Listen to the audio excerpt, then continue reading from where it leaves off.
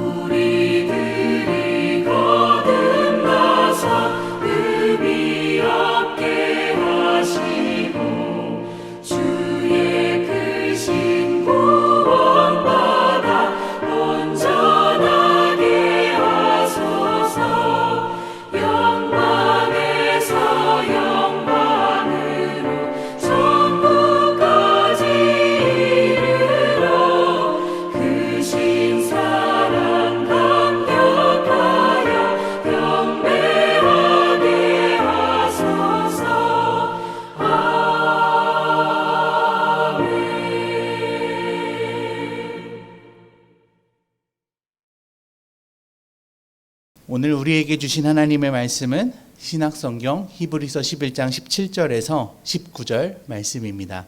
히브리서 11장 17절에서 19절 말씀입니다. 제가 봉독하겠습니다.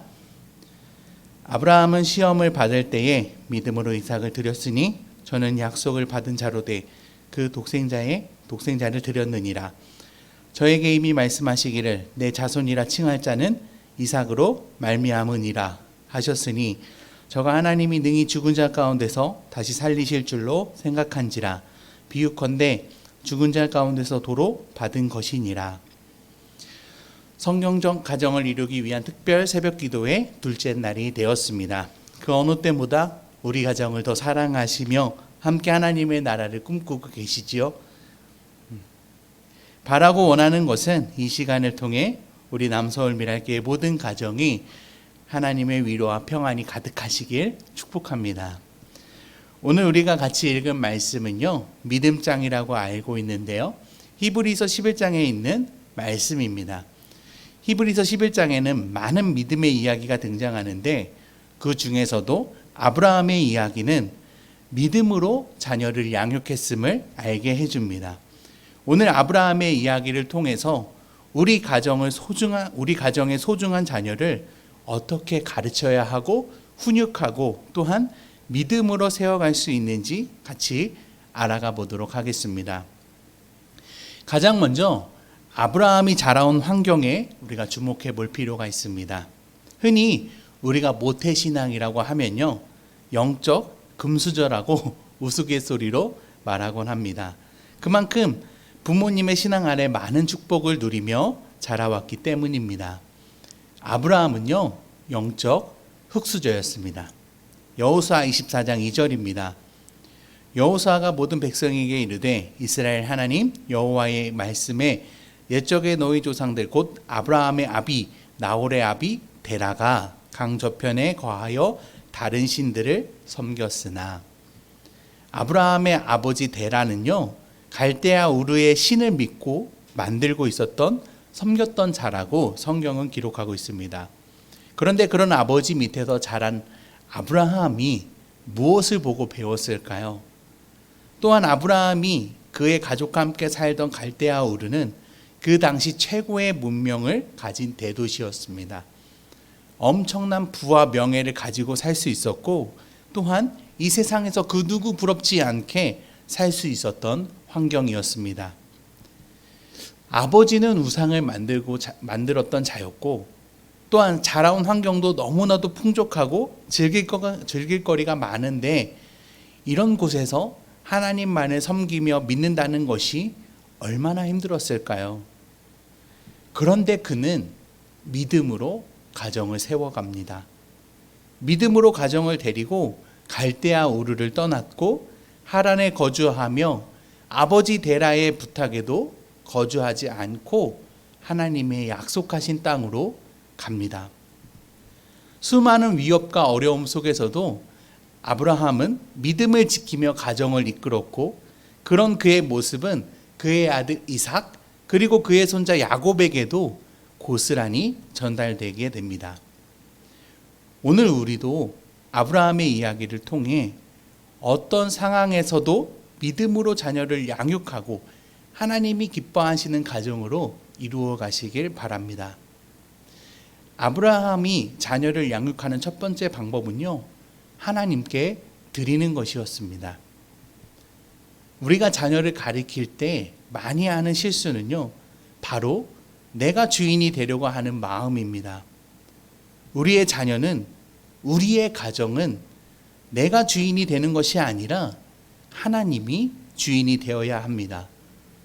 오늘 본문 17절에 아브라함이 믿음으로 이삭을 드렸다라고 기록되어 있습니다. 아브라함은 갈대아 우르를 떠나면서 자신이 의지하고 순종해야 할 대상이 하나님임을 절대 잊지 않았습니다. 그리고 그의 음성에 귀 기울였습니다. 이 또한 이삭이 보고 자랐습니다. 가장 큰 사건은 모리아 산에서 아브라함이 이삭을 하나님께 드리는 장면인데요, 이삭은 아버지가 평소대로 하나님께 예배드리러 가는 것이라고 생각했을 것입니다. 그런데 그날따라 이상하게도 하나님께 바칠 어린 양이 없는 것입니다. 이삭은 아버지께 질문을 했습니다. 아버지, 불과 장작은 여기에 있는데 번제에 바칠 어린 양은 어디에 있습니까? 그러자 아브라함은 하나님이 준비해 놓으셨다라고 대답합니다. 그리고는 아버지가 자신을 결박하고 제단 위에 올려 칼로 찌르려고 했습니다. 그때 하늘에서 음성이 들린 것입니다. 이삭은 이때 아버지와 함께 있으며 하나님의 말씀에 순종하는 모습을 보았습니다. 이삭은 그런 아버지를 보면서 자연스럽게 하나님이 주인 되어 주시는 가정을 보았을 것입니다. 아버지가 주인이 아닌, 어머니가 주인이 아닌 바로 하나님이 주인 되어 주시는 가정을, 하나님이 복 주시고 지키시는 가정을 이삭은 보았을 것입니다. 만약 아브라함이 하나님께 모든 것을 드리지 못하고 자신의 힘으로 그 시험을 받아들였다면 어떻게 됐을까요?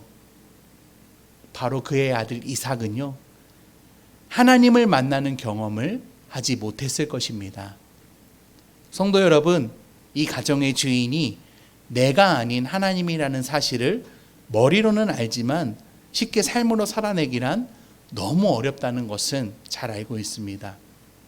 그러나 오늘 본문에 이렇게 말하고 있습니다.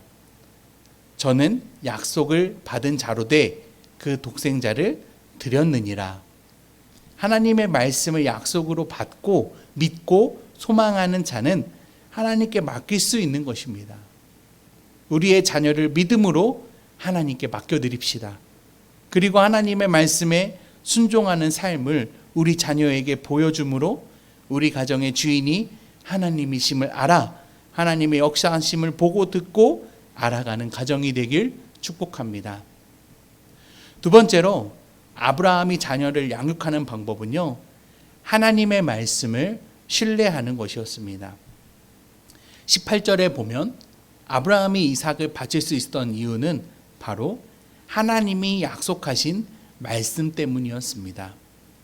그 약속은 창세기 21장 12절에 이삭에게서 나는 자라야 내 씨라 칭할 것임이니라는 것이었습니다. 만약 아브라함이 이와 같은 말씀을 잊고 있었다면 과연 그는 이삭을 제물로 바칠 수 있었을까요? 그에게 이삭은 자신이 가지고 있던 그 어떤 것보다도 소중한 존재였습니다.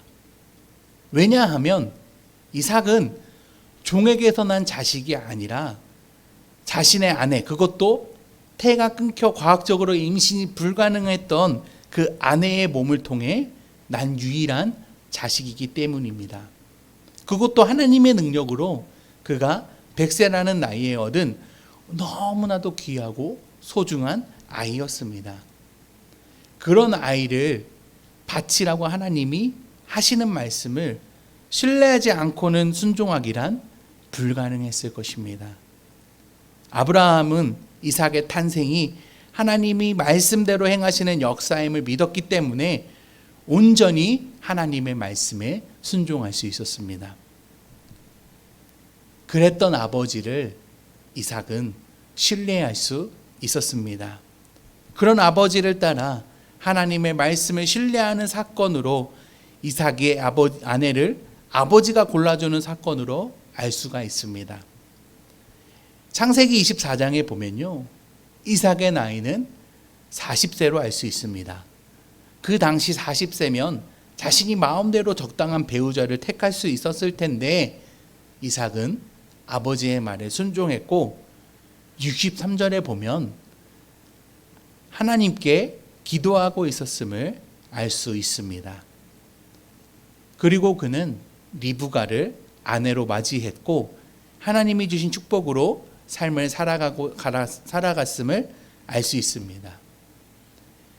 이렇듯 이삭은 아버지가 하나님의 말씀을 신뢰하며 축복을 받았던 것처럼 자신도 하나님의 말씀에 순종하여 하나님의 뜻대로 살아가고 있는 것입니다. 성도 여러분, 부모와 자녀지간 어떤 관계로 지내고 계십니까? 단순히 그냥 편한 친구 같은 부모가 아닌 자녀가 믿고 따를 수 있는 든든한 버팀목이 되어 주십시오. 자녀와 놀기를 포기하라는 말이 아닙니다. 함께 즐기며 놀면서도 가장 중요한 아이의 인생의 중심이 하나님이 될 수 있도록 가르치며 본이 되어야 한다는 것입니다. 그러기 위해서는 부모가 먼저 깨어 있어야 합니다. 때를 얻든지 못 얻든지 하나님의 말씀을 전파하는 자로 서 있어야 우리 아이에게 하나님의 말씀을 신뢰하는 모습을 보일 수 있는 것입니다. 그리하여 우리의 자녀도 하나님의 말씀을 신뢰하여 부모를 믿고 따르는 복된 가정이 될 수 있는 것입니다. 세 번째로 아브라함이 자녀를 양육하는 방법은 하나님을 소망하는 것이었습니다. 19절에 아브라함이 이삭을 드릴 때 그냥 말씀만 믿고 드렸던 것이 아니었습니다. 그는 그리 아니하실지라도라는 믿음을 가지고 있었습니다. 마냥 살리시겠지 그런 믿음이 아니라 죽더라도 하나님이 살리실 것이라는 믿음이 있었습니다. 이는 부활신앙입니다. 우리 믿는 자에게 부활신앙은 굉장히 중요합니다. 왜냐하면 우리의 가치관이 달라지기 때문입니다. 내가 그동안 놓지 못했던 이 세상에 썩어져 갈 것을 버리게 되는 믿음의 뿌리요, 구원에서 머물지 않고 참된 기쁨과 감사로 이 세상을 살아가게 하는 소망의 근원이 되기 때문입니다. 아브라함은 자신이 가지고 있던 인생관, 가치관, 세계관이 바로 이 부활신앙에서 다 변했습니다.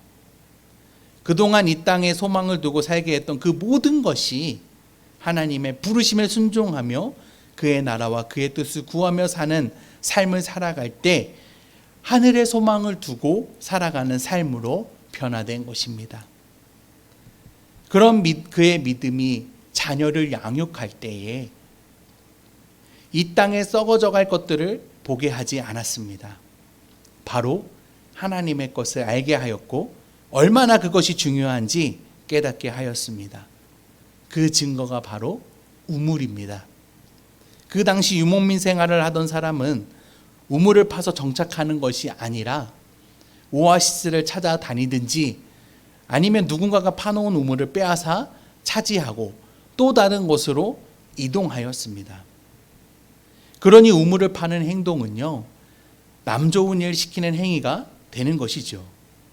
그런 그 일을 왜 이삭은 하였을까요? 또 이삭만 그런 것이 아니라 야곱도 아버지를 따라 우물을 팠습니다. 그 이유는 그의 아버지가 약속의 땅으로 가면서 하나님만을 섬겼던 행위를 따라한 것입니다. 하나님은 약속의 땅으로 그들을 보내셨고 그곳에서 거주하게 하셨습니다. 그러니까 유목민이 아닌 이제 정착하는 삶을 살아야 하는 것입니다. 그래서 그들은 우물을 팠고 장막을 치고 제단을 쌓고 하나님께 예배드리는 삶을 살아갔던 것입니다. 이러한 행위는요, 아브라함과 이삭에서 그치지 않습니다. 야곱도 믿음을 물려받아 아버지가 했던 대로 우물을 팠다는 것을 알 수가 있습니다.